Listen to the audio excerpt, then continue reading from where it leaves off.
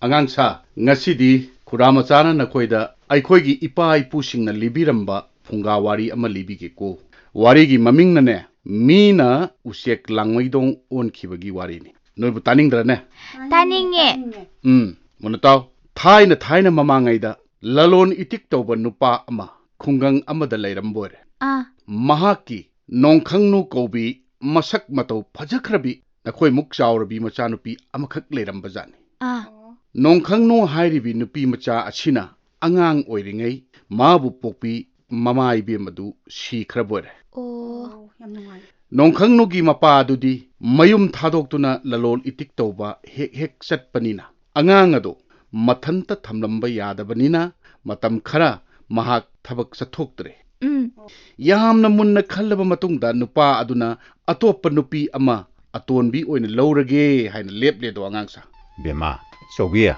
nahangna aiga yumban mina duna punsi khongloi oimena si haibada yabira puse aigide onhokna laibak phabani na kumbala lol itik tawba maral leiba amabu ipuroiba oina phangjaba aigi su laibak yam phabani khanjai adugu aihangna nangonda haijagadaba wafam amakhaktangdi leido kari masimadi nahangna yamna munna yamluna khanbigadabani ko masinga miroidaba leirabadi aikoini yum panminatrabasu ai karsu kaibi leite haima kayam lubo wafam leirage aina hana su haikrabaduni ayaki nupi sikre adu mahangna nungsi krabi sha nupi ama thamlame mabo aina nungsina nongkhangnu haina kongse isha sibu nahangna luna sana tobiba ngamloidaba oirabadi ai yumamuk pandabada ai karsu thaidokte haima ai makna pokjaba isani khan luna chana tawjagani ye madugi bu waoina ngangna khidro pele ai pele matawa sumna lalon manupa do nupi atonbi amadi macha nupi nongkhangnuga yam nungaina yumban minaba hore adudagidi nupi atonbi duna angang oiribi nongkhangnubu yamna luna chana tawbirami mama machagi nungsi chanaba matawdu ubadan nupa do magi hanagi mathau lalol itikki thabak ado amuk haurage haina leple magi nupi na suyare mamaidadi ne nupa do marakta mayum thadokuna khulanba potchai tikpa aduga kaithel achobada puduna yolubaki thabak haukhre mahak leitringeida yum aduda nongkhangnu mama tonga loinana leirami mama tonane luna chan tawbudu maktana nongkhangnu mama shikhre haiba phawba hek kaurukpa yauri naitom pokpi nongkhangnu noma gi mapung marei pharakle mapana machanupi bu yam luna chana tawriba matawdo mama tonna kalakpa hengale maram aduna ne machanupi bu noma gi tathi ba horaklami nomadi kamdauge haibabu imagi bema ima napabung do kauraklo chak loire hoi ima kaujayaklage tare ai lage hayeng ekting antana ipadi singda portikpa mukchatpa taramni ko nongnini di halpangam gadaba mante aduna ngasi ahingi sara se khoi hum punna saminarasiko mapabungi somda leijare se chakcha phansida phambiro se bema nahakina sida leire sumaina nutigi punna hek chaminaradi kayada nungai gabanu se ondhokna hawkre ensangse isai bema gi kayamna hapiro mudna hey kari no isai bema se handakti mayeng ita ta no ida hey mariap talakpagi aidurane hey sakyam chauko ibema sakyam chauko hey kedori bema isa sadana hagulaga nakud hamlabdia hey isabu nasangamdra bro as magi hauna bini mapana chaba toktingei da bu phuk hek thawgalise yengune se chawra agane mathong chadaba se sum hengala eba kari matong no sidia nupi nang matuina raha kari nu nang na isagi te kota habli ba yan sangsing siwa sidi haibonga subani ne haibonga suba ngatti ne Ibong asubada ising haisilaga isagi insang oina pirusibu hongmabra haibani. Sidadi sana kadai chagadage. Ha? Kari nunina nangna tawribu matawsibo. Kari noiba? Ise. Hobe hotnabada aidi soikredana. Aina hidak semge haiduna ngasai haibong suraga isingda tingambanine. As ai soikibani. Ai sune isagi tengosida hek tingure. Pagi bema. Kay haige pabuang. Nakudaham. Lao. Ipagi naktalo. Ipaga samina silo. Ipaisa hekta samina regaloire. Namaton se wayong kaya saki derbanose. Lao. Se. Se ngapak ayay beriko. Isa loina sato. Ipagi di mahimanay karatolaga dum mayare. Nautan na ba sato ko. Ipasu hayeng di sato laga daw nito. Ay laytring ida isabu tati tawa na katawbra na. Namatona. Tawde da pabu. Yam luna tawbiye pabu. Yengoy angangsa. Mapado macagi maithong yengbada mathwai yam nungairamde. Mama tonduda chaining ngangning ba kaya ma phaurammi. Adubu mapukning phathare. Maramdi hayeng mahakna chathokkadorabanina. Matungda machabu tathina tawbigadra haina khanjanabadagi ngangba chaiba karimta tawdre. Adudagidi nongalaga chalamdaida hairami. Ipagi bema namatonga khana chainaga nuko. Namaton haiba ilu handaktine isagi phajaba phirol soidana leibirakadoribani. Nongkhangnu angang oirabasu yam singbini. Mamaton mabu tathina tawbagi paw amatta mapada tamthokte do angangsa. Ita nongkhangnu kon bhengiro. Hoi ita sum koirairo. Natte ita da wam ta haigi lakpane. Adupuro ita akhoi imanabi mayam ma chak chana doriye. Maduda ita su yaudongni ko akhoi da. Mi pumnamak yang kena laknani. Ado ita su phajaba phiron mayam ama set ilaga phajana lauko. Aidi laksaroida. Yumse mirol su leite. Imato na thabak chathokhradi kanana yum sangbini. Aidi sena innaba mata saba phajaba phirol su amatta leiteda. Nangi phiron du budi akhoi da laaga hongbasu yai. Adu natragana aina ahanba phajaba aigi mayam ama leyeba. Aduido aina thilo harasu ai thilakeba. Thinbirakanoita ai yaujaroida. Mathang sahida yaurage. Pabungna aigi su phajaba phirol leibirakani hairami. Yaro nang soidana lakadraniko. Hayengniko ai chatlage. Aidine ita sing kharada su pau chelu khidorine. Ado ai chatlage ko. Hoi ita ai sumle haurage.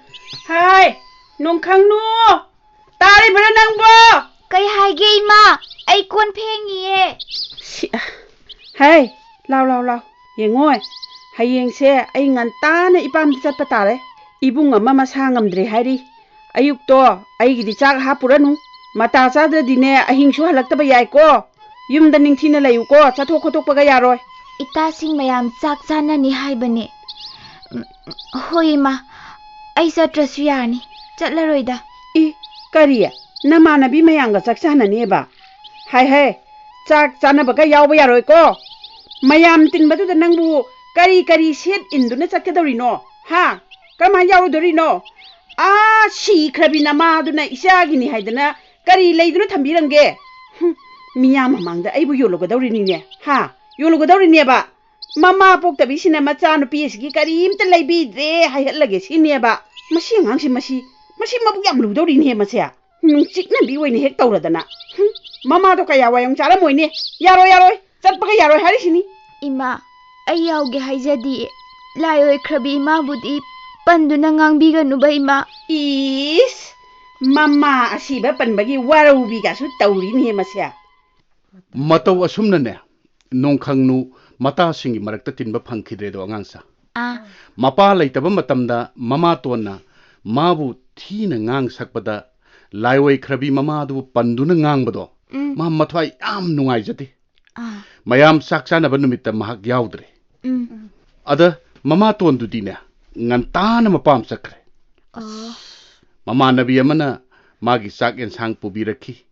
Atheng ba phawbada mama tondo halaktri Aduga nongkhangnu di yasanglakpa matamda sumang matonda leptuna mamaton halakpa ngairami. Matamduda atiyada langmaidong sanggu ama pairakpa uri. Madu ubada mapukning yam nungsire. Mahaksu masha palamlabadi ko haina khalle. Nongkhangnu nane usiek mayamdo tananaba matu tubum amamamta khikta biramu haina nijarami. Mana haijabadu tabada usiek singduna minungsi pokladuna matu amamam khikta birami. Usiek matu singado khomjillaga phida tusinduna makhut khudang anida thetchilami. Khanghaudana makhut ani aduna usiek masha khappagum khaplubada langmai onduna paiba ngamli. Adubu mahak mapa halakpa phawbadi ingkholduda hauba hainau pambi amagi mashada tuongduna ngairami. Nomanini leraga nongkhangnugi mapabung yumda halaedo angangsa. Machagidamak phajaba phirol mayam amasu leiraklami. Machanupi kauduna thongal-dagi changi. Mamatonna imungdagi chenthoraktuna pau tammi.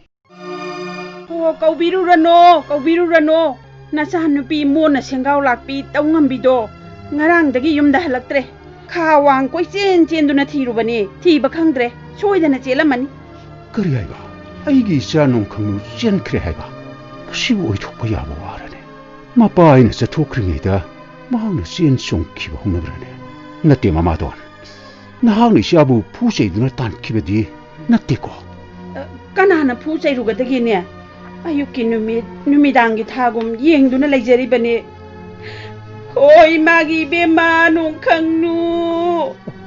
Ima bukari oina sigene bema. Ipagi nongkhangnu. Ipabu kana yengru leo haibno. Siagidamakta leirakliba phirol likol mayamasi kanada sinersi. Ipagi nongkhangnu. Ha panthau apokpa. Nasadi langmaidong chegla onjare. Ipa halak pangai jarambani. Ipanglakta tinkrage. Handak mapokidi panthaugi laman singlamdre. Namong bupuglaw paraw biganuko nahom chacharukhige panthau. Ipagi nongkhangnu. Ipagi nongkhang.